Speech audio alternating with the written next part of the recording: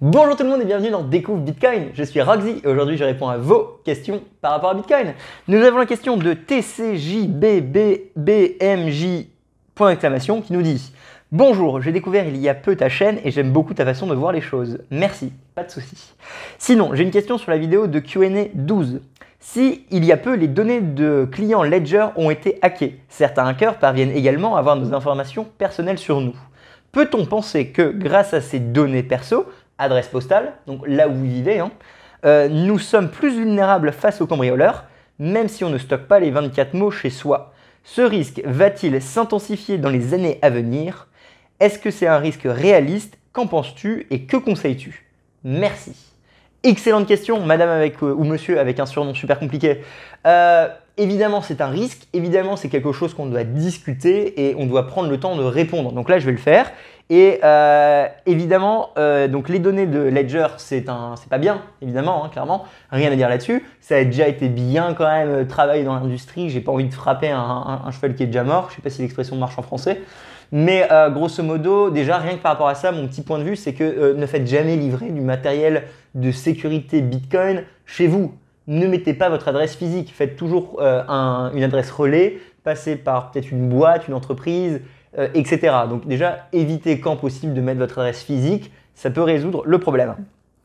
Concrètement, en effet, c'est un vrai risque. C'est un vrai risque parce que déjà dans le passé, on a des preuves que c'est déjà arrivé et ça continue à arriver. Ça va continuer à arriver comme tu le dis très bien, simplement parce que la valeur de Bitcoin risque potentiellement, et pas de conseil financier, de continuer à monter. Donc de plus un Bitcoin va être cher, de plus un Bitcoin va être rare et de plus ça va être envié par le peuple, de plus les personnes qui sont publiques et qui en ont, moi y compris, vont être en danger. Simplement parce qu'on sera des cibles primaires. On sera les premières personnes à cibler parce que naturellement, on sait qu'on a des bitcoins. Je pense que tout le monde sait que j'ai des bitcoins. Voilà, c'est dans les disclaimers à chaque vidéo, c'est une évidence. Du coup, forcément, nous sommes plus à risque que d'autres personnes. D'où l'intérêt déjà de cacher notre adresse physique un maximum. Ça s'appelle la vie privée et il y a une vraie utilité à la vie privée qui n'est pas simplement dire si t'as rien à cacher, cache rien, ou c'est pour les criminels ou les terroristes ou le blanchiment d'argent.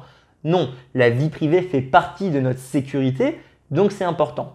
Donc déjà c'est ça. Donc quand tu me demandes qu'est-ce que tu conseilles, je conseille déjà d'être vachement vigilant sur sa vie privée, faire attention, faire livrer ailleurs. Concrètement, après, qu'est-ce qu'il y a d'autre à faire que vous pouvez mettre en place? Déjà, tu dis, même si on ne stocke pas la clé privée chez soi, c'est très bien. Vous pouvez très bien ne pas stocker la clé privée chez soi, comme ça, vous êtes sûr de ne pas la donner si jamais on vient, ou vous êtes sûr de ne pas avoir ce risque de cambriolage. Maintenant, il faut comprendre que le voleur, il ne sait pas que vous ne l'avez pas chez vous. Donc, il va quand même venir à partir du moment où il pense que vous l'avez, que vous l'ayez ou pas. Donc, la solution concrète pour ce genre de problème face à un voleur, c'est d'utiliser un passphrase ou un système de multisig. J'ai aujourd'hui même shooté une vidéo par rapport à ce sujet parce qu'en voyant tes questions, je me suis dit qu'il fallait que j'avance sur ce thème de sécurité qui n'était pas encore abordé dans cette chaîne. Donc voilà, je t'invite à aller la regarder. Ça va sûrement s'appeler comment stocker ses bitcoins si on en a beaucoup. Alors je suis un peu nul sur l'originalité des noms, donc c'est à peu près l'idée. Mais grosso modo, une passphrase, c'est une extra sécurité. Du coup, au lieu d'avoir simplement votre clé privée, vous avez la clé privée plus un mot de passe. Pour voler l'argent, il faut les deux. Le voleur va sûrement voler la clé privée, mais il n'aura pas l'accès au mot de passe. Du coup, il va seulement pouvoir vider le compte associé à cette clé privée, mais pas le nouveau compte que vous avez créé qui est associé à la clé privée plus le mot de passe. Donc, il faut le penser comme ça. Vous allez avoir deux comptes, un avec très peu d'argent, qui va être finalement votre clé privée, et un avec plus d'argent, qui va être du coup la clé privée plus le mot de passe. Le mot de passe, en l'occurrence, ça s'appelle un passphrase, c'est une BIP39 de mémoire. Et ça implique des risques. Alors, ça implique qu'il faut la stocker dans deux endroits différents, etc. Mais grosso modo, pour la faire simple, ce qu'on va faire, c'est qu'on va diviser la possibilité de voler l'argent d'un coup. Du coup, le voleur va devoir voler la clé de 24 mots plus le passphrase. Et après, le niveau encore supérieur qu'on voit dans la vidéo, du coup, c'est un multisig, ou alors on crée un portefeuille avec 3 portefeuilles connectés ensemble, ce qui fait que pour signer une transaction, il faut littéralement se déplacer physiquement de un portefeuille signé, un deuxième portefeuille signé. Ça permet vraiment de créer plus de sécurité, vu que c'est du coup impossible de prendre l'argent depuis un endroit. Il faut aller physiquement à différents endroits, et ça, c'est très compliqué pour les cambrioleurs. Par rapport aux cambrioleurs, bah alors moi je suis pas un expert en cambriolage hein, personnellement, mais bon évidemment laissez pas des outils traîner partout autour de vous pour qu'on puisse facilement rentrer chez vous, fermez la porte, vous pouvez très bien prendre un coffre-fort à la banque, ça coûte pas énormément non plus, ce qui peut vous permettre de finalement mettre des clés de sécurité là-bas, mettre votre passphrase là-bas, donc créer un autre système de sécurité qui est en dehors de votre contrôle, ça peut être une option. Vous pouvez mettre une alarme, même si bon voilà j'ai toujours du mal avec les alarmes, mais vous pouvez mettre une alarme. Pareil, caméra très bien, mais une fois qu'on a volé l'argent, on a volé l'argent. Caméra, voilà, c'est aussi qui a accès à la data de ces caméras. C'est des choses à penser. Est-ce que ces risques vont s'amplifier? Absolument, je l'ai répondu. Est-ce que c'est un risque réel? C'est un risque réel, malheureusement. Il y a eu plusieurs cas dans l'industrie. Il y a une page GitHub qui les recense tous. Je peux mettre les liens dans la description. Donc vous pouvez voir un petit peu voilà, combien est-ce qu'ils ont perdu, combien ils n'ont pas perdu. En plus de ça, je vais aller plus loin. Il y a le risque d'attaque en fait, hein, parce que là on parle de cambrioleurs. Alors j'aimerais pas aller jusqu'au kidnappage, parce que voilà, à partir du moment où on arrive dans le kidnappage, les gars, il faut se calmer un petit peu. Hein. Et surtout, même si c'est un risque qui est réel, bah, le kidnappage, voilà, vous allez avoir tous les flics du monde au cul derrière. Hein, et qu'est-ce que vous allez gagner? Bah, peut-être pas grand-chose.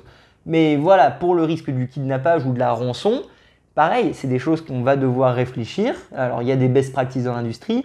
Pareil, vous pouvez avoir donc différents comptes. Un compte avec un petit peu d'argent que vous êtes prêt à lâcher, hein, un petit peu comme le cash que vous avez dans votre poche. Et après, d'autres comptes beaucoup plus sécurisés qui sont vos savings, qui ne sont pas volables. Quelqu'un qui vient chez vous et qui vous demande de l'argent, bah, réalistiquement, il va vous demander quoi? Il va vous demander 100% de vos économies. Enfin, c'est pas réaliste. Même lui, en réfléchissant, il se rendrait compte que c'est pas réaliste. Il peut vous demander un petit peu, mais pas tout, c'est pas possible. On ne peut pas vider nos comptes. Du coup, c'est pareil avec la crypto. Les comptes vont être sécurisés dans des multisigs et du coup, bah, on ne pourra pas débloquer tout l'argent d'un coup. Ça va prendre plusieurs temps, et ce qui est compliqué pour un voleur. Par contre, oui, il pourrait prendre un petit peu parce que bah, vous avez un petit peu de cash, du change bah, sur vous que vous êtes prêt à donner en fait face à ce crime. Parce que n'oublions jamais quand même que ça reste un crime, que c'est puni par la loi, qu'il y a des assurances derrière et que finalement ces gens vont être jugés, rendus coupables et mis en prison. Évidemment, si on les trouve, les cambrioleurs. Mais voilà, donc il faut faire attention. Donc mes recommandations pour vous, c'est de se pencher vraiment sur le sujet. Même moi, je continue toujours, et j'étudie un petit peu les possibilités en permanence.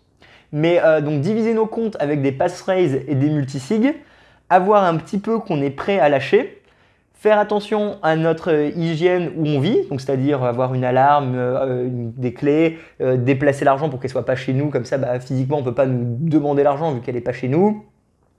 Faire attention à notre vie privée pour pas qu'on sache où est-ce qu'on vit. Ne pas aller crier sur tous les toits qu'on a des bitcoins pour éviter d'avoir trop d'attention. Ne pas se mettre demain à acheter des Lamborghini et les garer à côté de chez nous. Parce que bah voilà, évidemment, vous affichez clairement devant tout le monde que vous êtes une cible. À un moment, il faut juste essayer de garder un profil bas, ce qui n'est peut-être pas facile pour tout le monde, mais finalement qui n'est pas plus mal pour notre société, et qui va bah voilà, faire qu'on est un petit peu plus protégé face à cette réalité qui est que les données hackées sont des risques pour nous. Donc là, c'est Ledger, mais ça peut être un échange demain. Il y a le tutoriel de Bitstamp qui a dû sortir récemment. Dans ce tutoriel, j'explique clairement que le KYC, finalement, met plein d'informations personnelles, les adresses, les emails, les téléphones, les pièces d'identité dans un serveur. Le jour où un échange va se faire hacker, tout le monde aura toutes ces adresses disponibles. Hein, et ça va être un désastre. Donc, il faut se préparer, il faut faire attention. J'ai pas envie de te dire, bah vas-y, déménage, ça n'a aucun sens. On va pas demander à tout le monde de déménager, c'est pas réaliste. Ce qu'il faut, c'est plus bah, voilà, créer des systèmes de sécurité résilients au cambriolage, résilients au vol, résilients à l'agression, en fonction de la quantité d'argent qu'on stocke. C'est toujours une question de sécurité proportionnelle à notre quantité d'argent. Si on a énormément d'argent, il faut des systèmes de sécurité coûteux qui permettent de garantir qu'on ne se fait pas voler. Si on n'a pas beaucoup, bah, ces systèmes coûteux n'ont pas de sens parce qu'on va dépenser trop d'argent pour pas grand-chose finalement. Voilà, je pense avoir tout dit, je l'espère en tout cas. Merci beaucoup à toi, TCJBBMJ, point d'exclamation, pour ta question. J'espère que c'était clair, j'espère que ça te rassure.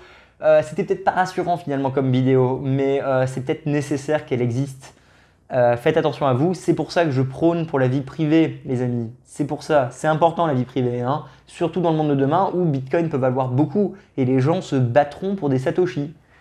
Bah voilà, le jour où ça va être ça, faudra peut-être faire attention. Bref, allez, faites attention à vous. J'allais dire bisous, mais si, bisous. Likez, poussez, abonnez-vous, mettez la cloche si jamais vous ne l'avez pas fait, ça aide énormément, c'est un algorithme YouTube. Et abonnez-vous, je vous vois la semaine prochaine. Merci pour vos questions, posez-en si vous en avez, je me ferai un plaisir d'y répondre et à la semaine prochaine. Salut! Tout le monde doit devoir faire un choix dans le futur. Adopter Bitcoin ou l'ignorer? Ça va être lequel le vôtre?